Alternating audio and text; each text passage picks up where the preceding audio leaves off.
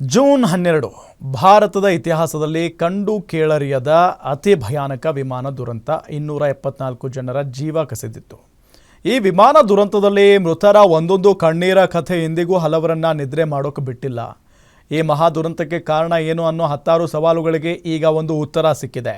ಆ ಘನಘೋರ ದುರ್ಘಟನೆಗೆ ಕಾರಣ ಏನು? ಈ ಕುರಿತ ಒಂದು ರಿಪೋರ್ಟ್ ಇಲ್ಲಿದೆ ನೋಡಿ.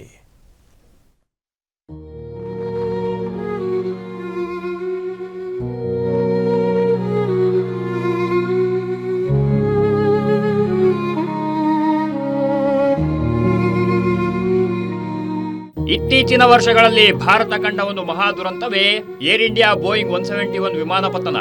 ಒಂದಲ್ಲ ಎರಡಲ್ಲ 229 ಪ್ರಯಾಣಿಕರು 12 ಸಿಬ್ಬಂದಿ ಸೇರಿ 241 ಜನ ಅತ್ಯಂತ ದಾರುಣವಾಗಿ ಮೃತಪಟ್ಟಿತ್ತು.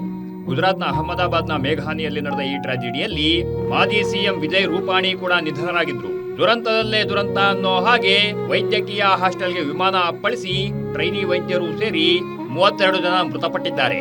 ಇದುವರೆಗೆ ವೈದ್ಯಕೀಯ ಹಾಸ್ಟೆಲ್ನ 60ಕ್ಕೂ ಹೆಚ್ಚು ಜನ ಚಿಕಿತ್ಸೆ ಪಡೆಯುತ್ತಿದ್ದಾರೆ. ಹಲವರ ಸ್ಥಿತಿ ಚಿಂತಾಜನಕವಾಗಿದೆ. ಈ ದುರಂತದಲ್ಲಿ ಒಬ್ಬೊಬ್ಬ ವ್ಯಕ್ತಿಯದ್ದು ಒಂದೊಂದು ಕಣ್ಣೀರಿನ ಕಥೆ ಕೇಳಿದ್ರೆ ಕರಳು ಕಿವುಚಿದಂತಾಗುತ್ತೆ. ಎಷ್ಟೋ ಜನರ ಹೊಸ ಜೀವನ ಶುರು ಆಗಲಿಕ್ಕಿತ್ತು, ಇನ್ನೂ ಕೆಲವರ ಕನಸು ಈಡೇರಲಿತ್ತು. ಎಲ್ಲವೂ ಬೆಂಕಿಯಲ್ಲಿ ಬೆಂದು ಹೋಯ್ತು. ಪವಾಡ ಅನ್ನೋ ಹಾಗೆ ಅವತ್ತು ವಿಧಿಗೆ ಚಳ್ಳೆ ಹಣ್ಣು ತಿನ್ನಿಸಿ ಸಾವು ಗೆದ್ದಿದ್ದು ಒಬ್ಬನೇ ಒಬ್ಬ ಪ್ರಯಾಣಿಕ. ಆತನೇ ವಿಶ್ವಾಸ್ ಕುಮಾರ್ ರಮೇಶ್. ಅಂದಿನಿಂದ ಇಂದಿನವರೆಗೆ ಈ ದುರಂತ ಹೇಗಾಯ್ತು, ಅಸಲಿ ಕಾರಣ ಏನು ಅನ್ನೋ 10 ಹಲವು ಗೊಂದಲ ಕಾಡುತ್ತಲೇ ಇದೆ. ಈಗ ನಿಜಕ್ಕೂ ಅವತ್ತು ಏನಾಗಿತ್ತು ಅನ್ನೋದಕ್ಕೆ ಒಂದು ಉತ್ತರ ಸಿಕ್ಕಿದೆ.